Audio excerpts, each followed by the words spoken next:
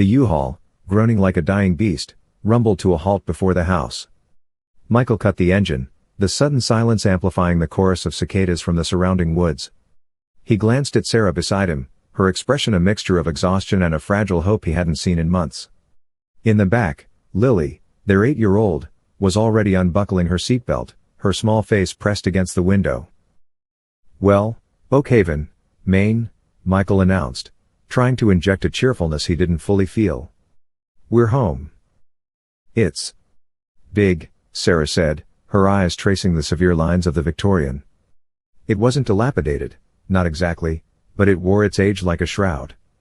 Peeling paint, the color of faded forget-me-nots, clung stubbornly to weathered clapboard. The windows, numerous and dark, stared out like vacant eyes. A sprawling porch, partially collapsed on one end, sagged under the weight of unseen years. It was the kind of house that whispered stories, and Michael fervently hoped they weren't all nightmares.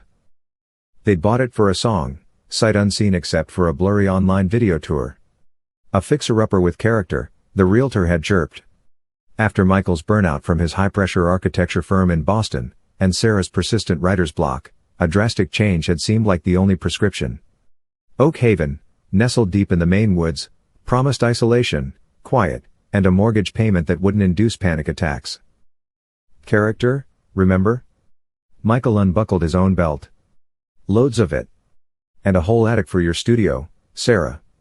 Think of the novel you'll write." Sarah managed a weak smile. "And a forest for Lily to explore. No more concrete jungles." Lily was already out of the truck, a blur of blonde hair and bright pink sneakers, making a beeline for the porch steps. "Can I see my room? Can I see the attic? Is there a secret passage?" "Easy, Sprite," Michael chuckled, climbing out and stretching his cramped limbs. The air here was different, thick with the scent of pine, damp earth, and something else, something old and faintly sweet, like decaying leaves. The front door, a heavy oak monstrosity, creaked open with a sound like a coffin lid being pried. Inside, dust motes danced in the slivers of light penetrating the grimy windows. The previous owners, an elderly couple who'd moved to a nursing home, had left behind a scattering of furniture draped in white sheets, ghostly sentinels in the gloom. The layout was a labyrinth of small, oddly shaped rooms, connected by dark hallways. "It's atmospheric," Sarah offered, her voice a little tight. Michael, ever the pragmatist, was already mentally cataloging repairs. "Needs new wiring, probably. And that wallpaper has to go. Looks like a flock of diseased pigeons exploded in here." He tapped a section of peeling floral print in the foyer. Lily, however, was undeterred. "Attic," she demanded, pointing a determined finger towards a narrow, steep staircase tucked away at the end of a shadowy corridor. All right, lead the way, Indiana Jones," Michael said, grabbing a flashlight from the box labeled Essentials. The attic was vast, stretching the entire length of the house, its A-frame roof punctuated by a single, grime-caked dormer window at the far end. Cobwebs, thick as cotton candy, draped from the rafters. The air was heavy, still, and surprisingly cold, despite the summer heat outside. Piles of discarded items lay scattered about, broken chairs, a rusted birdcage, stacks of yellowed newspapers, and in one corner, a child-sized rocking horse, its painted eyes chipped and staring. Lily, however, was drawn to something else. Tucked beneath the tattered quilt was a small, wooden chest. With a grunt of effort, she dragged it out. It wasn't locked. Inside, nestled on a bed of faded velvet, was a porcelain doll. It was exquisite, if a little unsettling. Its china face was pale, with rosy cheeks and startlingly blue glass eyes that seemed to follow them. Its lips were pursed in a faint, knowing smile. It wore a dress of delicate, yellowed lace. "She's beautiful," Lily breathed, reaching for it. Sarah shivered, though the attic wasn't that cold. "Maybe leave her here for now, sweetie. She's very old." "Can I call her Annabelle?" Lily asked, already cradling the doll. "I think that name's taken, honey," Michael said, a wry smile playing on his lips. "How about Abigail? Or Prudence? Something suitably old-fashioned for this old house." "Prudence," Lily decided, hugging the doll tighter. "I like Prudence." The first few days were a whirlwind of unpacking, cleaning, and battling the sheer inertia of a house that seemed resistant to change. Michael tackled the most urgent repairs, a leaky faucet, a jammed window, while Sarah attempted to scrub away decades of grime. Lily, with Prudence as her constant companion, explored every nook and cranny, her giggles echoing faintly through the cavernous rooms. The unsettling signs began subtly. A cold spot in the hallway just outside Lily's room, a patch of air that was always several degrees colder than anywhere else, regardless of the time of day. Michael, ever the architect, blamed a draft from a poorly sealed window frame, though he couldn't find one. Then came the whispers. "Mommy, who's Thomas?" Lily asked one evening at dinner, spooning mashed potatoes into her mouth. Prudence sat propped up on the chair beside her. Sarah and Michael exchanged a glance. "Thomas? I don't know, sweetie. Is he a friend from your old school?" Sarah asked. Lily shook her head, her blonde pigtails swinging. "No. He lives here. In the attic. He talks to Prudence sometimes. He says he's lonely." Michael forced a chuckle. "An imaginary friend, huh? This old house is certainly firing up your imagination." He winked at Sarah, but her smile didn't quite reach her eyes. The whispers became more frequent, at least according to Lily. She'd be playing in her room, chattering away, and when Sarah asked who she was talking to, the answer was always, "Thomas. And Prudence. They're telling stories." Sarah, a writer attuned to the nuances of narrative and the unseen, felt a prickle of unease that she couldn't quite rationalize. She found herself listening more intently to the creaks and groans of the old house, attributing every sigh of settling timber to something more. One afternoon, Sarah was in the kitchen, trying to decipher a recipe stained with unidentifiable substances from a vintage Oakhaven community cookbook she'd found, when she heard a distinct thud from upstairs. Lily was supposedly napping. "Lily?" she called out, wiping her hands on her apron. No answer. Heart quickening, she climbed the stairs. Lily's door was ajar. Peeking in, she saw Lily fast asleep in her bed, Prudence clutched in her arms. Relief washed over her, quickly followed by a renewed sense of unease. If Lily was asleep, what had made the noise? She checked the attic door. Still closed. Hesitantly, she opened it and peered into the dusty gloom. Nothing seemed out of place. The rocking horse stood silent. The piles of junk remained undisturbed. Then she saw it. The porcelain doll, Prudence, was no longer in Lily's arms. It was sitting on the small, wooden chest where Lily had first found it, its glass eyes fixed directly on Sarah, its painted smile seeming wider, more knowing. Sarah's breath hitched. She could have sworn Lily had been holding it. Had she come up here in her sleep? But the attic door had been closed. And Lily was a sound sleeper. She backed away slowly, a cold dread seeping into her bones. Downstairs, she found Michael wrestling with a stubborn drainpipe. "Michael," she began, her voice trembling slightly, I think that doll, Prudence. It moved." Michael straightened up, wiping grease from his hands. "Moved? Sarah, Lily probably just put it back up there. You know how kids are." "No, she was asleep. Holding it. I saw her. And the attic door was closed. It was sitting on the chest, Michael, staring at me." He sighed, a familiar exasperation creeping into his tone. "Honey, you're tired. We're all tired. This house. It plays tricks on the eyes. Old houses do that." He tried to put an arm around her, but she flinched away.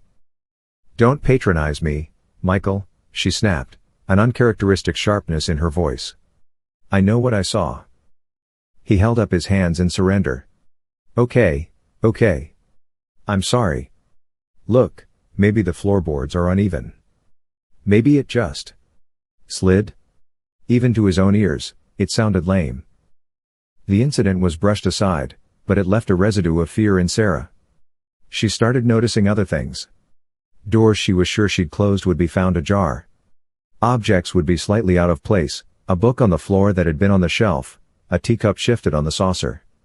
Michael, when confronted, would always find a logical explanation, a draft, a tremor from a passing truck, though their road was a rarely used dead end, Lily's forgetfulness. But Lily was becoming more attached to Prudence, and more withdrawn. She'd spend hours in her room, or in the attic, murmuring to the doll. Her drawings, once filled with sunshine and smiling stick figures, now featured dark, shadowy shapes and a recurring, stick-thin boy with hollow eyes, often standing beside a girl holding a doll. One evening, as Michael was reading Lily a bedtime story, Prudence propped on the nightstand, he noticed something. He was sure, absolutely sure, that when Lily had brought the doll down from the attic, its lace dress had been pristine, if yellowed. Now, there was a small, dark stain on the hem, like a dry droplet of something. He touched it. It was stiff, slightly crusted. "Lily bug," he said gently, "did Prudence have a little accident? Did you spill something on her dress?" Lily looked at the doll, then back at him, her blue eyes wide and innocent. "No, Daddy. Thomas was playing too rough. He made her cry." Michael felt a chill that had nothing to do with the evening air. He glanced at the doll. Its painted smile seemed to mock him. He quickly finished the story, tucked Lily in, and made a mental note to talk to Sarah. This imaginary friend business was starting to get out of hand.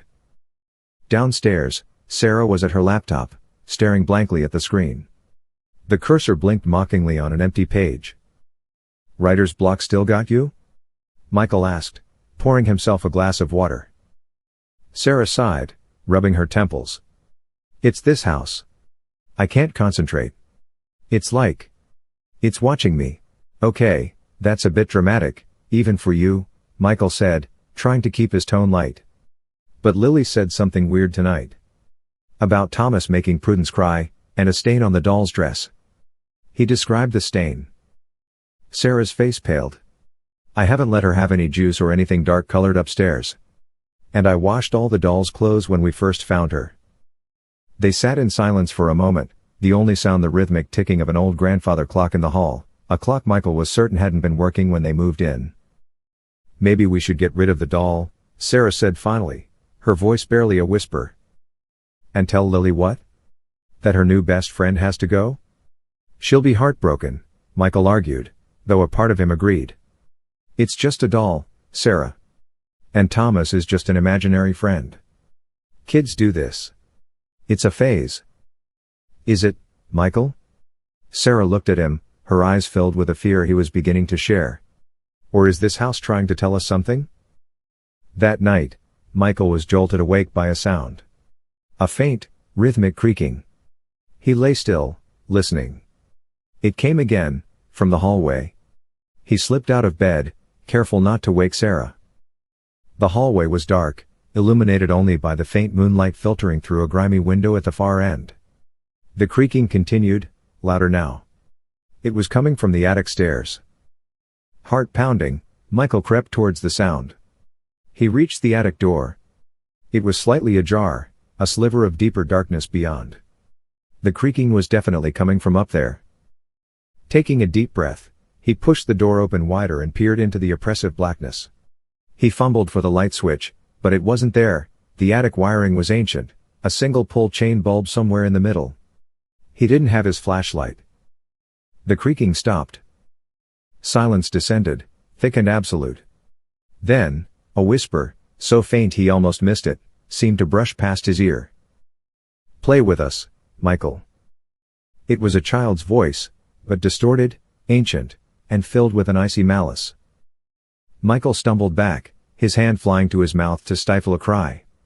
He slammed the attic door shut, fumbling for a lock that didn't exist.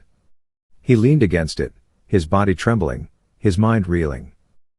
It wasn't Lily. The voice was different. And Lily was asleep in her room. He practically ran back to the bedroom, his earlier skepticism shattered.